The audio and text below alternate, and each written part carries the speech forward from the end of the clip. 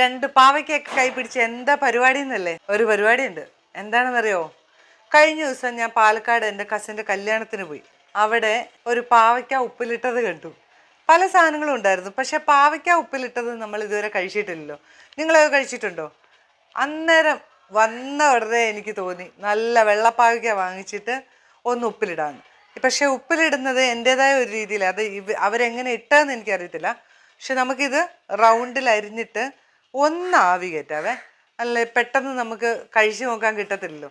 അത് തന്നെയല്ല, നമ്മൾ വാങ്ങുന്ന പാവയ്ക്കല്ലേ, അപ്പോൾ അതുകൊണ്ട് തന്നെ നേരിട്ട് ഉപ്പിലിട്ട് വിഷാംശമൊക്കെ ഉണ്ടെങ്കിൽ ഒന്ന് ആവി കയറ്റുക, അല്ലെ കയ്പിൻ്റെ ആ ഒരു രസം ഒന്ന് ഇച്ചിരി കുറയാനും എല്ലാം കൂടെ വേണ്ടിയിട്ട് ഇതൊരു പരീക്ഷണം പോലെ ഞാനൊന്ന് ഇട്ട് നോക്കുവാണേ. അപ്പം നോക്കാം.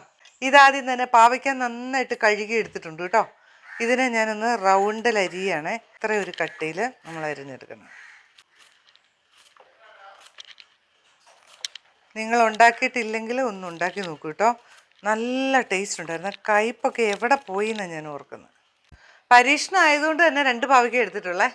ഇതാ ഒരപ്പച്ചമ്പിലോട്ട് അതിന് മുമ്പ് ഒരു നുള്ള ഉപ്പും കൂടെ പുരട്ടിയിട്ട് വെക്കാം അല്ലേ. കണ്ടോ, ഒരു പിഞ്ച് ഉപ്പ് ഒന്ന് പുരട്ടിയിട്ട് വെറുതെ ഒന്ന് ഇങ്ങനെ ഒന്ന് പുരട്ടിയിട്ട് നമുക്ക് അപ്പച്ചമ്പിലോട്ട് വെക്കാം.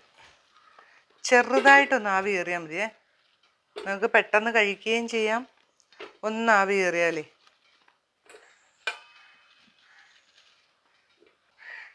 ഒന്ന് മൂടി വെച്ചേക്കാം. ഒരുപാട് വെന്ത് പോരുത് കേട്ടോ. ഒന്ന് ആവി കയറുക. ഒന്ന് ആവി കയറിയിട്ടുണ്ട് കേട്ടോ.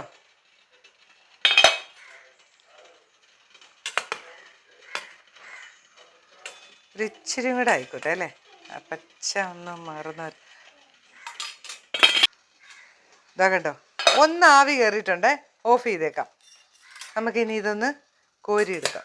നിങ്ങൾ ആരെങ്കിലും ഇത് പാവയ്ക്ക ഉപ്പിലിട്ടിട്ടുണ്ടെങ്കിൽ ഇതിങ്ങനെയാണോ എന്നൊന്ന് പറഞ്ഞു തരണം കേട്ടോ. ഞാൻ ഈ ചെയ്യുന്ന പോലെ ഞാനിതൊരു പരീക്ഷണം തന്നെയാണ്. ഒരു പാവയ്ക്ക എടുത്ത് ഞാൻ മാറ്റി വെച്ചിട്ടുണ്ട്. അത് ഞാൻ നോർമലായിട്ട് ഞാൻ ഉപ്പിലിടും. ഇത് ഇങ്ങനെ ഒന്നിട്ട് നോക്കാം എന്ന് വിചാരിച്ചിട്ടാണ്. രണ്ടും കാണിച്ചു തരാം.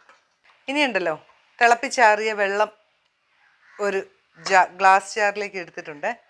അതിലേക്ക് നമ്മൾ കല്ലുപ്പിട്ട് കൊടുക്കാം. കണ്ടോ, പാകത്തിന് കല്ലുപ്പ്. വിനാഗിരി ഒരു 1.5 സ്പൂൺ ഒഴിക്കാവേ. ഇനിയും ഇതിനകത്തോട്ട് എരിവ് നല്ലപോലെ ഇറങ്ങണം. അതിന് ഞാൻ കാന്താരി ഇത്രയും എടുത്തിട്ട് ചതച്ചു. വെറുതെ കാന്താരി ഇടുകയല്ല, ചതച്ചിടുക, എരിവ് ഇറങ്ങാൻ വേണ്ടി. കണ്ടോ.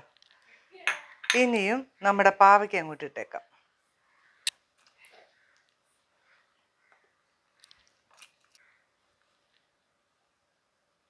പാവയ്ക്ക നമ്മൾ ഉപ്പിലിട്ട് വെച്ചിട്ടുണ്ട് കേട്ടോ. ഇനി അങ്ങ് മൂടി വെച്ചേക്കാം. ഇതിൻ്റെ പരീക്ഷണ വിജയം നിങ്ങളെ കാണിക്കുന്നതായിരിക്കും. എന്തായാലും ഇങ്ങനെ നിങ്ങൾ ഉണ്ടാക്കിയിട്ടുണ്ടെങ്കിൽ ഒന്ന് പറയണം കേട്ടോ. ഇല്ലെങ്കിൽ നല്ല വെള്ള പാവയ്ക്ക കിട്ടുമ്പോൾ ഒന്ന് ഉപ്പിലിട്ട് വെച്ചോ കേട്ടോ. നല്ല ടേസ്റ്റ് ആയിരുന്നു. ഞാൻ പറഞ്ഞില്ലേ, പാവയ്ക്ക ആണെന്ന് എടുക്കാനൊരു മടിയായിരുന്നു. പക്ഷേ കഴിച്ചു നോക്കിയപ്പം കുറേ എടുത്ത് കഴിച്ചു. നല്ലതായിരുന്നു. അപ്പോൾ ഉണ്ടാക്കി നോക്കിയിട്ട് അഭിപ്രായം പറയണേ. ഞാനും പറയാം. പുതിയൊരു വീഡിയോ ആയിട്ട് ഞാൻ വരുന്നതായിരിക്കും. ബൈ.